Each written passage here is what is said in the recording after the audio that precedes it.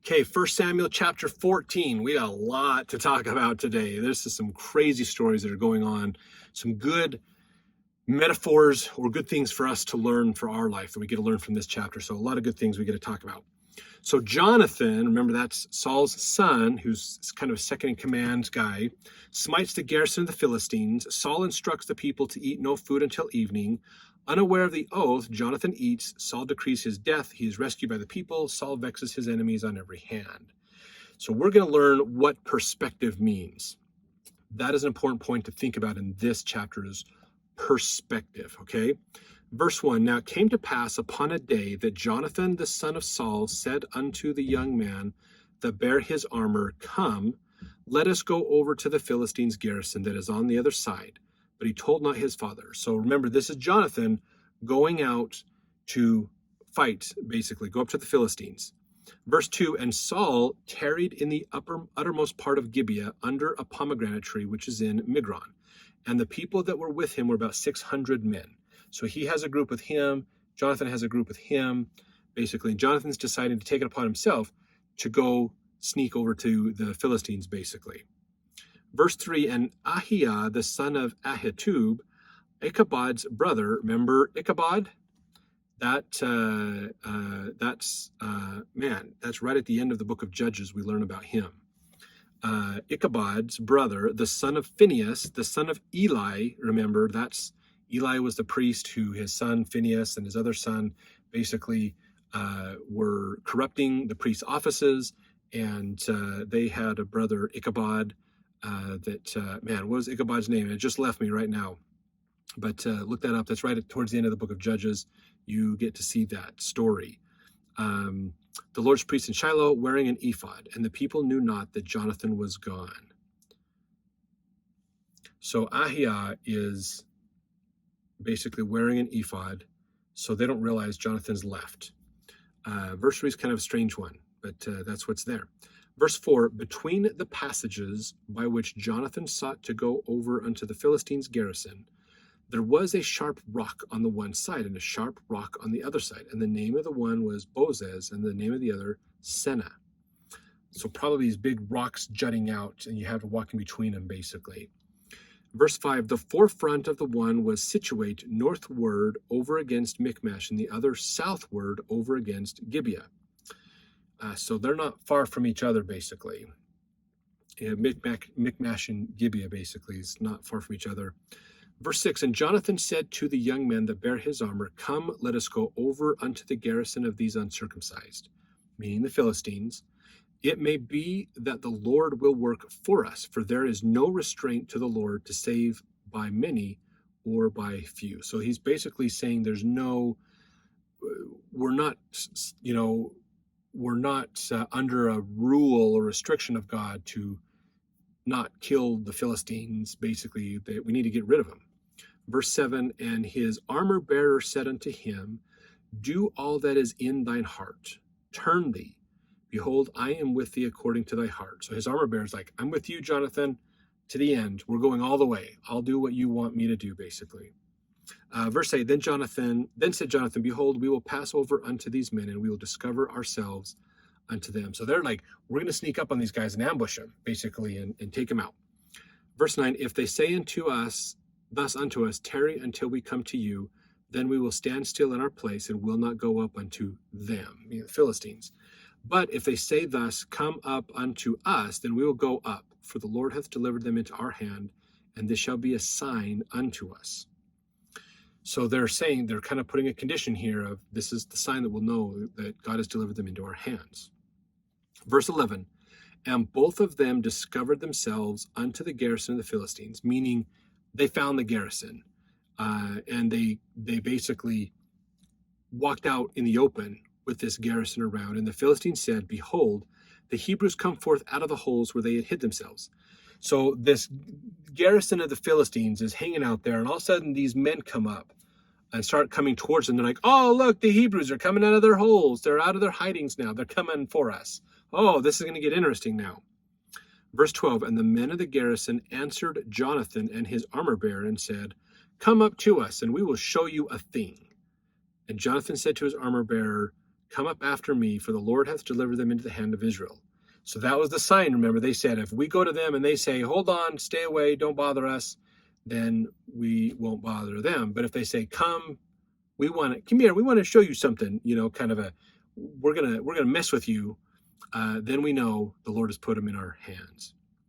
So verse 13, and Jonathan climbed up upon his hands and upon his feet, and his armor bearer after him, and they fell before Jonathan, meaning the Philistines' garrison fell before Jonathan, and his armor bearer slew after him.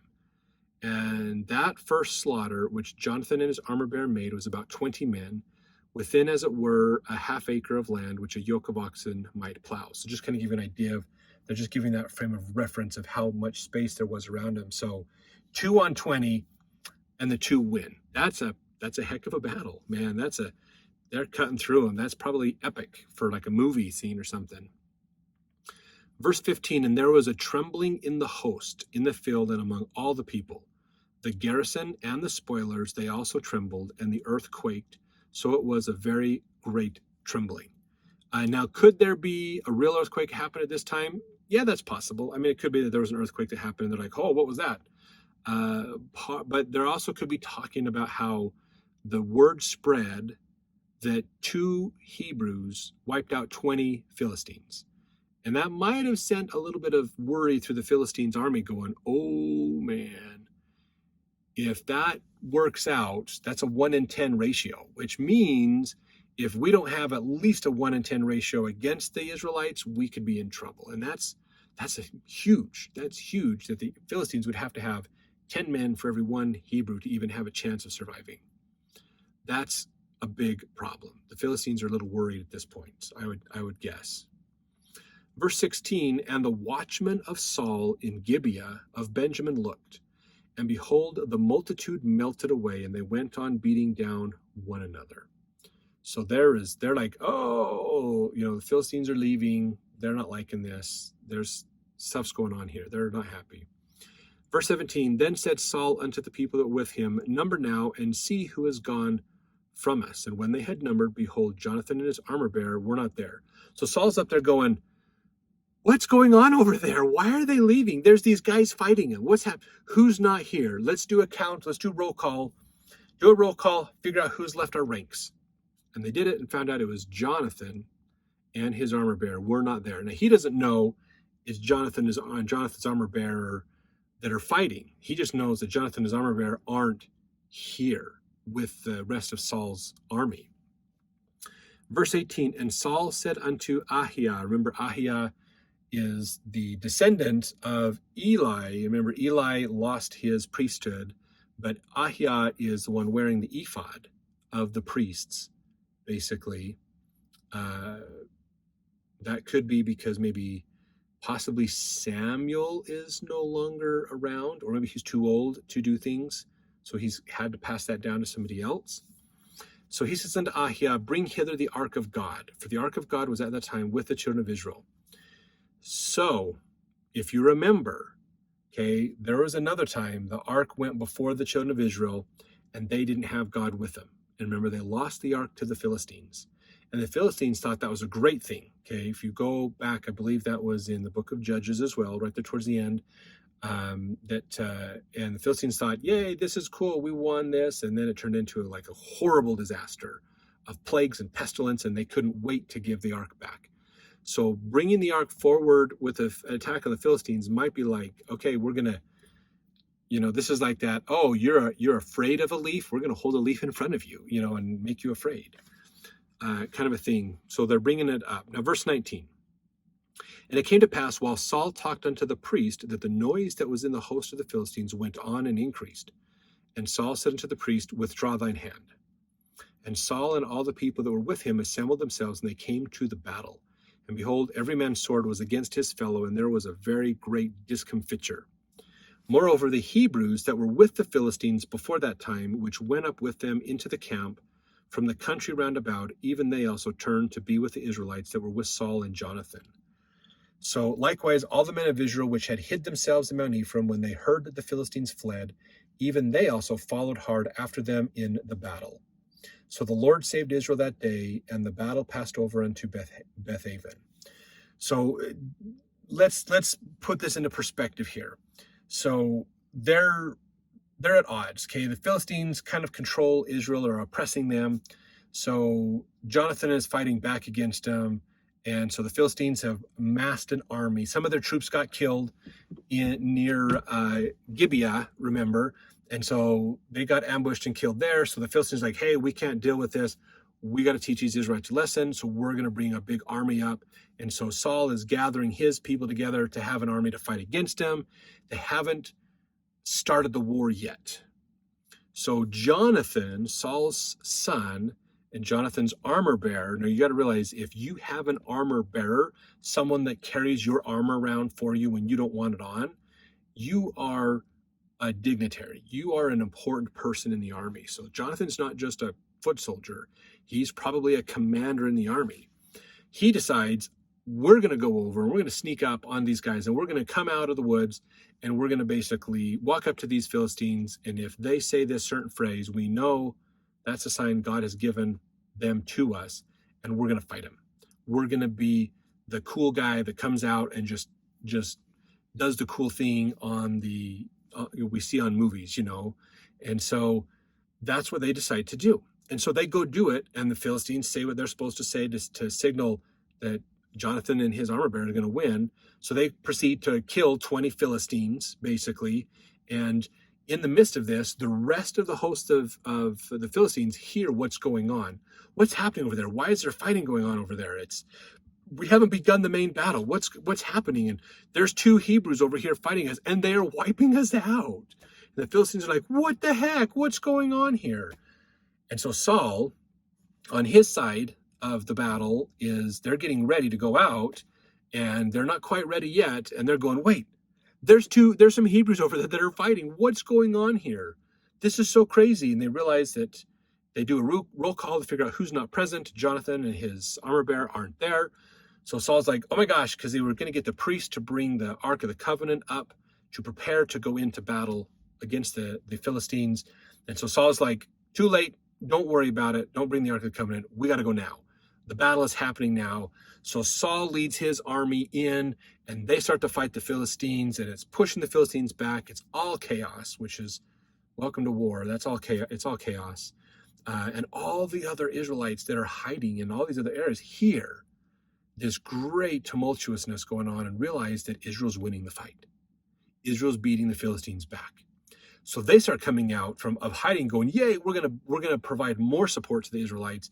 They come out to provide more men, more power to help the Israelites fight.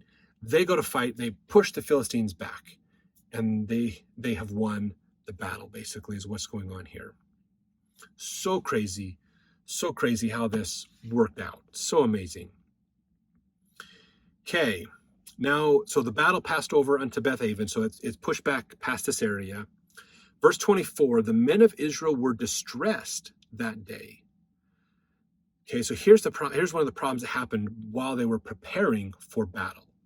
Okay, for Saul had adjured the people, saying, cursed be the man that eateth any food until evening, that I may be avenged on mine enemies. So none of the people tasted any food. So here is a problem that's happening in here, basically. Saul, as the ruler, he wants to rally the people together, and he wants to get them ready to go so that they are psyched up to win this battle. And this happens all the time. We see this all the time in wars where you have to, you psych yourself up to fight. The king comes down the line, like in Lord of the Rings, with his sword, and he hits all their spears to kind of energize and charge the people up. They do chants, they blow their horns, they give these speeches, they do these things to rally the people together, to get them pumped up. And he says, we're going to avenge our enemies, and we want to institute a fast. I am going to say everybody's going to fast for the day to prepare us for this fight. So this is what was happening here, basically. Now, in the Bible commentary, Keil and Delitzsch said, this command of Saul did not proceed from a proper attitude towards the Lord, but was an act of false zeal in which Saul had more regard to himself and his own kingly power than to the cause of the kingdom of Jehovah, as we may see at once from the expression, till I have avenged myself upon mine enemies. So he's not having these people fast so they can pray to God for help. He's having them do this as an act of sacrifice, showing their willingness to fight for his cause. That is a big difference. That is a very big difference. When we have somebody who wants us to sacrifice for them, that is a problem. Okay, just be careful with leaders that want you to sacrifice for their benefit. That is a problem. Okay, so that's the challenge that's happening here. Now, this, of course, is a problem, because what happens when you're about to go into battle and you haven't eaten any food for a day? Can you imagine doing that? I mean, just imagine, okay, don't eat for a whole day. No fasting for a whole day. And then go do a marathon. Good luck. I mean, 24 hours without food, and basically you're hungry. Your body is depleting itself. You're in a state of lower energy. You're not going to have as much strength because you don't have as many calories to burn inside, because your body's consumed the dietary calories and now it has to consume its storage of calories, your fat and muscle tissue, to help you fight. And the body, you can work on this, but you have to train your body to be prepared for that. People who aren't used to fasting extended periods don't realize what this means. Basically, if you ever watch the TV show Alone, you get this idea of that fast. It's kind of a forced fast for them because there's just no food around. They're not catching food or finding any food. It depletes you and you run out of energy, and your body's only going to go through so many calories on itself. And when you run out of those calories, you have no more energy for your cells in your body to burn. And when you have no energy for your cells to burn, your body doesn't function properly, basically. So this is not a good idea from a military strategy standpoint. So this is more, again, of Saul aggrandizing himself over the people. Now, verse 25, all they of the land came to a wood, and there was honey upon the ground. So they came to this foresty area, and there was some honey. Sometimes bees will set up in the hollow areas of a tree, and there was honey on the ground. So there's a beehive nearby. Verse 26, when the people were come into the wood, behold, the honey dropped. But no man put his hand to his mouth, for the people feared the oath.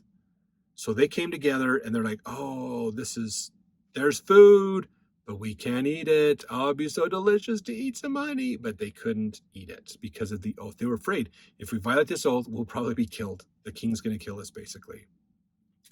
Verse 27, but Jonathan heard not when his father charged the people with the oath. Wherefore he put forth the end of the rod that was in his hand, and dipped it in an honeycomb, and put his hand to his mouth, and his eyes were enlightened. Now, most likely what this means is he was refreshed. So he's been marching with these guys going along. He's like, oh, finally some food. Because he's like, why do we not have food? What's going on here? Finally, I got some food. He didn't realize the oath that his dad had put in place. So verse 28, then answered one of the people and said, thy father straitly charged the people with an oath, saying, cursed be the man that eateth any food this day. And the people were faint. So again, the people are out of energy. How do you fight a battle when you're out of energy? That seems like an advantage for the Philistines, not the Israelites. They're sacrificing, but it's a false sacrifice. They're not sacrificing to God. They're sacrificing to obey the king. Verse 29, then said Jonathan, my father hath troubled the land. See, I pray you, how mine eyes have been enlightened, because I tasted a little of this honey. How much more, if haply the people had eaten freely today of the spoil of their enemies which they found? For had there not been now a much greater slaughter among the Philistines? And they smote the Philistines that day from Michmash to Aijalon, and the people were very faint. So somebody says, Jonathan, don't eat the food. Your dad commanded us to fast, to not eat the food until we were done killing the Philistines. And Jonathan's going, what? What? My dad said what? Are you kidding me? My dad has done some stupid stuff. This is not good. basically. My dad is an idiot, is what he's saying. This is a stupid move. That makes no sense. We're trying to fight. Look at me. I have strength. I have more energy now to go fight more. We need to fight. We should be eating this stuff so that we can fight and can do this. And so he's like, this is a stupid rule that my dad made. This is a rule to make the people believe or fear him, not make them better in the sight of God. This is about his pride and his image, basically. And Jonathan's like, this is stupid. Makes no sense to help us in fighting a war. If we're going to fight a war, we can't do it while we're half dead because we're starving. But they still won the fight. And Jonathan's saying, look, how much easier could this have been? How many more Philistines could we have killed? How much better would this have gone if we had all had energy? Yes, we won. It's great we won. But how much better could this have been if we actually ate? Because, it's stupid what my dad said. So that's what's happening here. And so, let's see. Sorry, I just lost my place for a second. Verse 32. And the people flew upon the soil and took sheep and oxen and calves and slew them on the ground, and the people did eat them with the blood. Now, what this is referring to in here is they flew upon the soil, meaning they're running. They're like, yay, we won the victory. Oh, that means our king has been avenged of his enemies. Yes, we can finally eat. So they're running to the fields. They're running out there to grab the animals. They're killing the animals. And these guys are so hungry that they're eating raw meat. They haven't prepared it. They haven't drained the blood out of it. They haven't done what they needed to do. Now, that's two problems. One is it's a great way to get sick. And two, it violates the Mosaic law. The laws which Israel is supposed to follow have been violated, basically. So that's the problem. They're not keeping the commandments now. Verse 33, then they told Saul, saying, behold, the people sin against the Lord in that they eat with the blood. And he said, ye have transgressed. Roll a great stone unto me this day. So Saul's going, what is wrong with these people? Why are they violating the commandments of God? This is your fault. You guys are to blame for this sin. Okay, remember perspective. Verse 34, and Saul said, disperse yourselves among the people, and say unto them, bring me hither every man his ox, and every man his sheep, and slay them here, and eat, and sin not against the Lord in eating with the blood. And all the people brought every man his ox with him that night, and slew them there. So now they says, bring up a great stone, kill the animals here, let's do this the right way. I know you guys are starving, let's do this the right way. Stop violating the commandments, basically the Mosaic law. So he's trying to encourage them to do it the right way. Verse 35, and Saul built an altar unto the Lord. The same was the first altar that he built unto the Lord. So the same as what he had done before. Verse 36, and Saul said, let us go down after the Philistines by night and spoil them until the morning light. Let us not leave a man of them. And they said, do whatsoever seemeth good unto thee.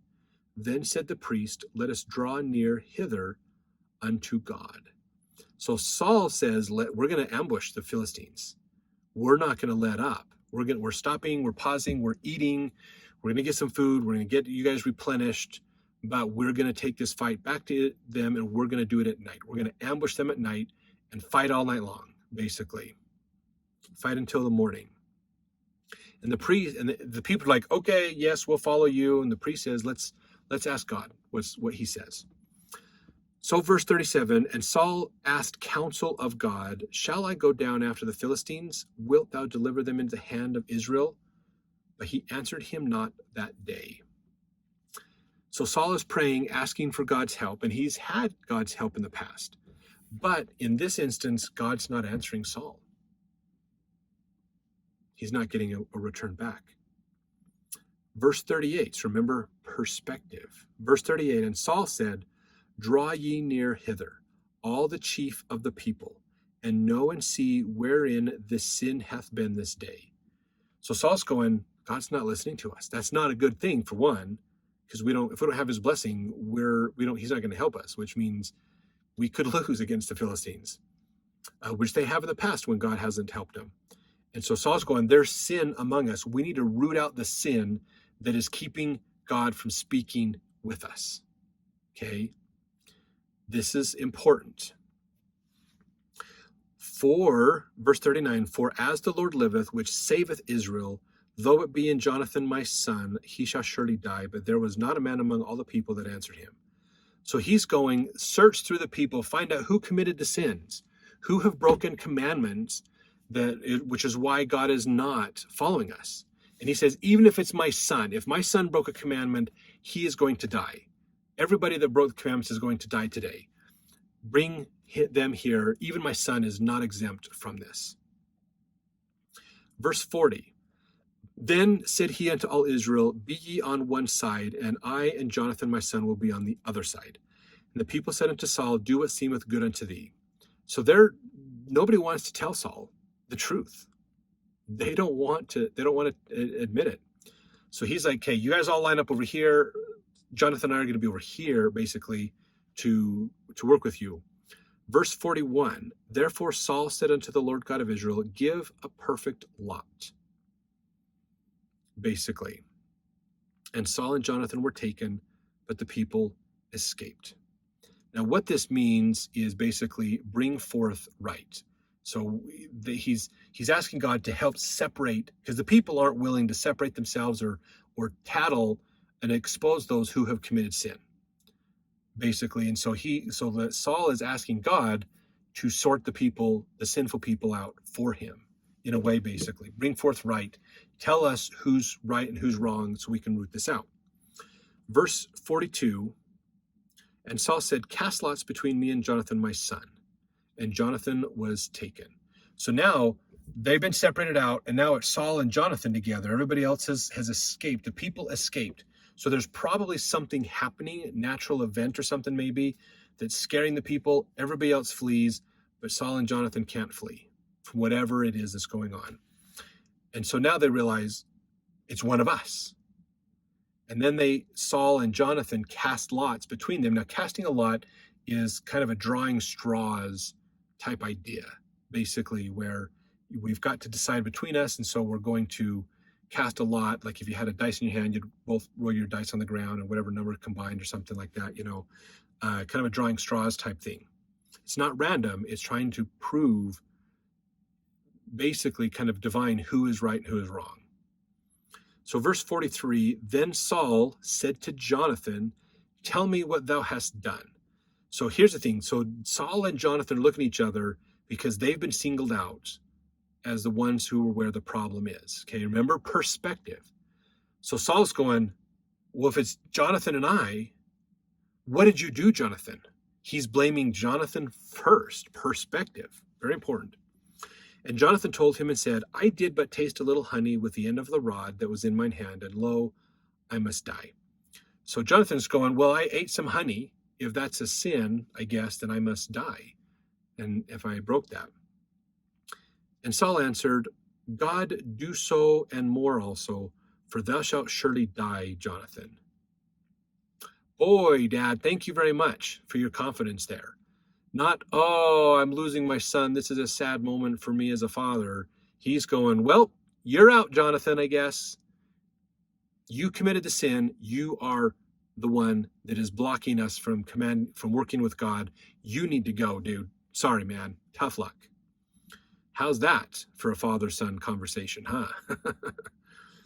Now, verse 45, we're going to see a change in here. And the people said unto Saul, shall Jonathan die, who hath wrought this great salvation in Israel? God forbid. As the Lord liveth, there shall not one hair of his head fall to the ground.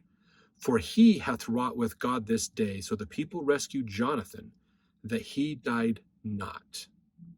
So remember this, okay? So the people, the children of Israel, come back, and a bunch of people are there going, wait a minute though, Saul. Wasn't it Jonathan that led that charge into the Philistines? Wasn't it Jonathan that did God's work? that followed God and that helped us win this victory against the Philistines, he's not the one that needs to be reprimanded here. He is not the one to die. Remember perspective. Oh, Saul thinks he's fine. He's in the right. Jonathan's in the wrong. Israel is going, but Jonathan is the one in the right. He's the one that actually led this. You didn't, dude. Jonathan is the one that led us in this fight. You didn't. Verse 46, then Saul went up from following the Philistines, and the Philistines went to their own place. So let's look at this for a second before we move on, okay? This is a quote from Bible commentary. They said here, what Jonathan had done was not wrong in itself, but became so simply on account of the oath with which Saul had forbidden it. But Jonathan did not hear the oath, and therefore had not even consciously transgressed. In the present instance, Saul had issued the prohibition without divine authority, and had made it obligatory upon the people by a solemn oath. Remember, he took their agency to choose away. You will fast. He took their agency away. The people had conscientiously obeyed the command, but Jonathan had transgressed it without being aware of it. For this, Saul was about to punish him with death, in order to keep his oath. But the people opposed it. They not only pronounced Jonathan innocent because he had broken the king's command unconsciously, but they also exclaimed that he had gained the victory for Israel with God. In this fact, Jonathan's victory, there was a divine verdict. And Saul could not fail to recognize now that it was not Jonathan, but he himself who had sinned, and through his arbitrary and despotic command had brought guilt upon Israel, and on account of which God had given him no reply. So now Saul is starting to realize, wait a minute, if Jonathan has God with him, then what does that mean for me? Perspective. So now Saul's having to realize that his perspective was incorrect and that he might have to change what he's thinking. And so let's read on. We'll see what goes on with this. So verse 47, so Saul took the kingdom over Israel and fought against all his enemies on every side, against Moab, against the children of Ammon, against Edom, against the kings of Zobah, and against the Philistines. And whithersoever he turned himself, he vexed them. And he gathered an host and smote the Amalekites and delivered Israel out of the hands of them that spoiled them. Now the sons of Saul, so he went and he kept fighting. He kept destroying. He kept taking over and wiping out all their enemies basically as they're going along on this. And now verse 49 here. Now the sons of Saul were Jonathan and Ishwi, maybe Melchishua. That's probably a Melchizedek Joshua kind of a thing. And the names of his two daughters were these: the names of the firstborn Merab, and the name of the younger Michal or Michal. A lot of these names are in the Bible dictionary too. You could look them up to learn more about the meanings of them. Verse 50, the name of Saul's wife was Ahinoam, the daughter of Ahimaaz. The name of the captain of his host was Abner, the son of Ner, Saul's uncle. So the captain of the host, Abner, is Saul's cousin. Okay, and Kish was the father of Saul, and Ner, the father of Abner, was the son of Abiel. And there was a sore war against the Philistines all the days of Saul. And when Saul saw any strong man or any valiant man, he took him unto him. So we don't have, unfortunately, a full reconciliation here of what happened with that debate between Jonathan and Saul. We don't have that come together. Maybe the next chapter we'll see that happen. So we just hear Saul finally realizes, oh, I might be the one that sinned. And then he goes on to fight more people and conquer more people. So he's probably ignoring the fact that he was in the wrong. And this is so common. Oftentimes we defend ourselves to a fault. In looking for truth, we have to realize that we might actually be wrong. We have to be willing to admit that and be willing to change ourselves to accept more truth. Even if we believe we know the truth, we have to admit that maybe we don't know it all the way. And it's that act that is important. This is that openness to opportunity that Alma in Alma 32 talks about. When you plant the seed, you have to be open for something new. If you believe that you are the expert and you know everything there is to know, then you are setting yourself up as this expert and you can't learn, which means when new truth comes along, you will fight against it because it's different than what you know. You have to be willing to understand that maybe I don't know all of it, and I need to be willing to be open to understanding more. And it might not be Saul is interested in that at this point. So we'll have to jump to this next chapter to see what happens now that we have familial or genealogical context around Saul and some of his family. Let's see what this turns into in the next chapter.